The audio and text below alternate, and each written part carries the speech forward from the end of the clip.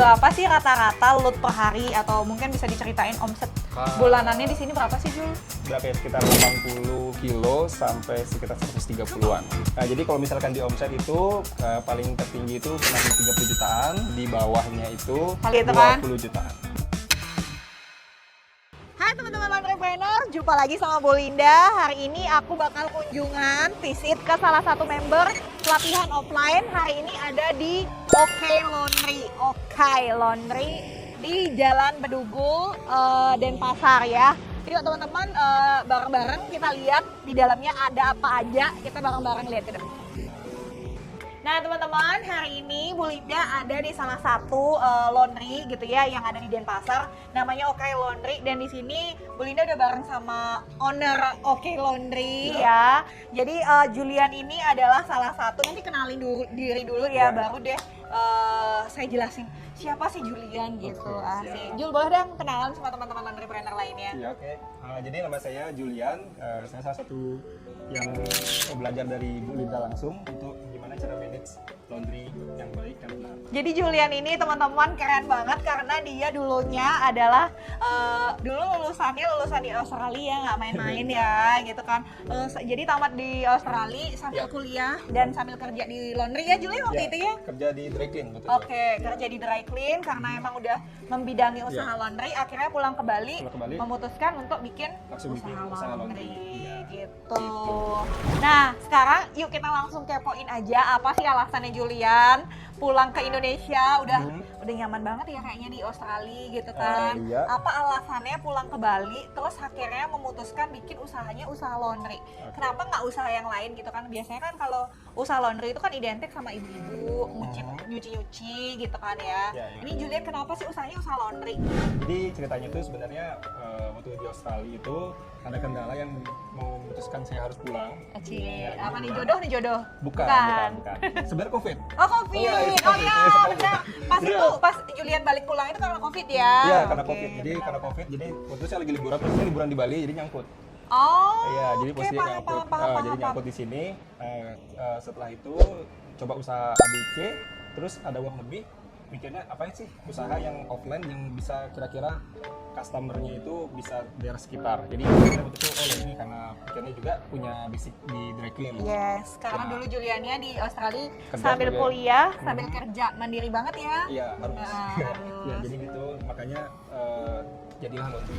Kalau boleh tahu Julian awal mulai usaha laundry ini kurang lebih ini pakai modal sendiri atau guide investor atau gimana nih? Terus biasanya di awal dulu kan kayak Kopin mungkin harganya masih di bawah lah ya, beda sama sekarang gitu kan. Boleh tahu nggak Jul? Jadi untuk modal awal itu hasil dari tabungan sendiri. Oke. Tapi adalah beberapa bantuan dari orang tua juga. Lambaikan tangan gitu ya, semua orang tangan ya. Orang tua tolong bantu saya kayak gitu. Tapi sebagian besar sekitar 80-90 itu dari saya. Iya, gitu. Berarti sekarang nih Julian nih udah hampir 3 tahun ya main di usaha laundry ya. Tahun ketiga lah ya, tahun ketiga. Boleh dong Julian diceritain suka dukanya hampir 3 tahun ketiga nih. Yang paling usaha laundry itu apa ya? Kayaknya sempat ada human error di antara staff saya sama saya mungkin ya. Itu jadi tonjok-tonjokan. Bukan. Human error saat ngendel pakaian customer. Jadi ada kemarin itu satu pakaian customer, satu nota itu ada yang hilang, jadi harus ada ganti rugi. Berapa? 1,5 itu spray. Oke, terus kalau sukanya itu kan tadi dukanya nih. Sukanya apa Jul? Sukanya apa ya? Lebih banyak suka kan tadi kan? Iya, tapi kayak kadang-kadang customer di sini itu juga pengertian, kayak gampang diedukasi. Nah itu yang paling enak sih. Jadi kayak kita kasih tahu misalkan kayak bahannya ini harus begini. Karena mereka mau dengerin, iya mau satuan kayak gitu. Sebenarnya dari laundry ini kita juga jadi punya keluarga yang lebih luas lagi ya. Karena kan customer itu reguler ya, jadi kita kadang-kadang bisa ngobrol, bisa sering datang ya ketemu gitu kayak kan. nanyain apa gitu. Iya benar. Gitu. Nah ini kan udah 3 tahun jalan nih Jul. Selain aset mesin cuci, kamu ada mulai dari mesin cuci ini ada apa lagi nih? Untuk saat ini aja ya, untuk fokus di kiloan ya. Ya di kiloan. Jadi untuk aset, maunya ada rencana nambah mesin, cuman di hold dulu. karena ada plan-plan yang lain. Oke, plan nikah bukan? Ada salah satunya. Oh gitu. Salah satunya jadi di hold dulu, ada yang Asik. harus di hold. Oke, di hold Kayak dulu. gitu, Oke. ya. Jadi ini masih muda banget teman-teman, ini masih muda banget, udah ada bekal gitu ya buat calon istri, udah ada usaha nanti ya. Semoga bisa diwarisin. Oh gitu, amin ya. Jul tadi kan udah cerita banyak kan tentang aset mesin, suka dukanya gitu. Iya. Julian boleh dong buka rahasia tipis-tipis, asik. Aduh. Mungkin berapa sih rata-rata load per hari atau mungkin bisa diceritain omset bulanannya di sini berapa sih Jul? Berapa ya, sekitar 80 kilo sampai sekitar 130-an.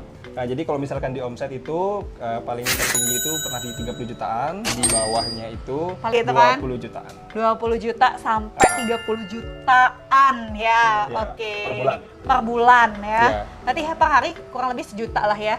Ya, Sejuta. 1 juta ya. di bawah-bawah itu.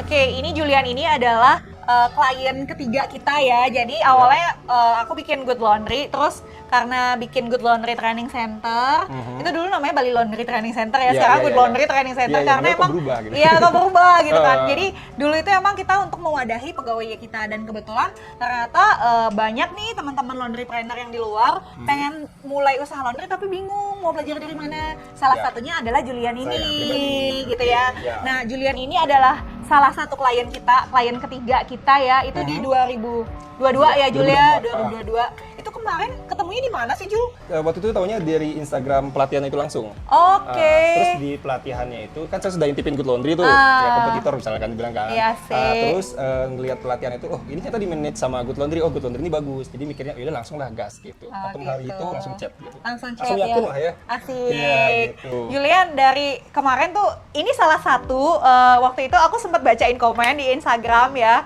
Kata Julian 2022 belajar dan ilmunya masih kepake gitu sampai sekarang. Julian boleh dong kesan-kesannya Julian kenal sama Mbak Linda, terus ikut pelatihan.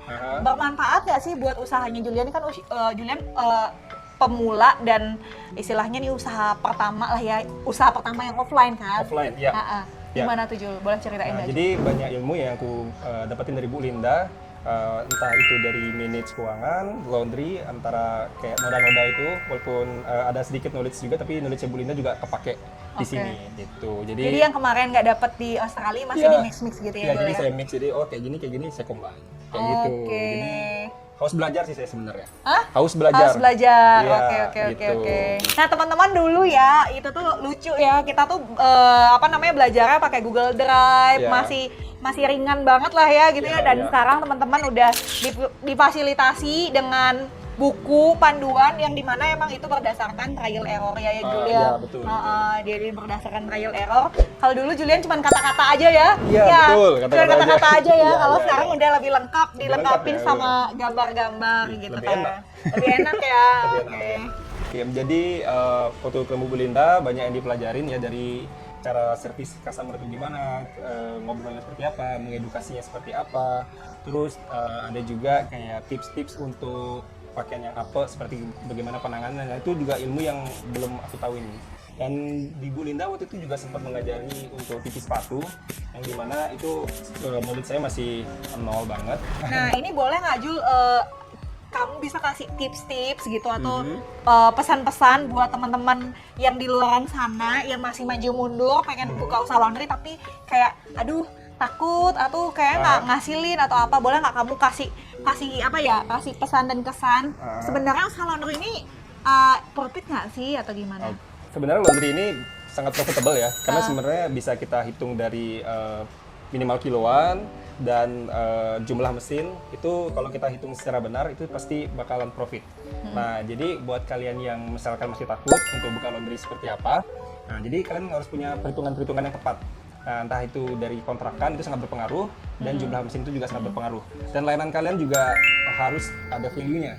Jadi bukan sekedar kayak yang sebelah harganya segini 5.000. Iya, betul. Kita 4.000. Kalian ikut-ikutan dengan mesin yang seperti ini itu bakalan masuk keteteran. akal ya. Jadi harus berani juga pasang harga biar laundry kalian tuh bisa stabil juga. Nah, buat anak-anak muda untuk misalkan ada yang mau nyemplung ke dunia laundry, langsung aja lakuin lah. Langsung lakuin, entah itu belajar dulu, cicil dikit-dikit atau bisa lihat video-video Mbak Linda mungkin ada di Thank Instagram you, ya. thank you. Nah, itu juga sangat bermanfaat. Jadi banyak ilmu-ilmu di internet itu yang bisa kalian gunain. Adopsi. Iya, jadi sebelum kalian ngambil decision, tapi menurut saya laundry ini profitable kalau hitungannya sudah benar. Oke. Gitu. Julian ini malahan pelatihan dulu, tahu ilmunya dulu, baru Ya, berani baru buka berani usaha buka. laundry. Ya, jadi untuk biar nggak salah meminimalisir. Iya, kesalahan. Jadi menghitung Kesalahan. resikonya juga gitu. Jadi itu sangat penting sih buat. Keren banget, Iya. Jul. Thank you ya Julian Oke, hari oke. ini.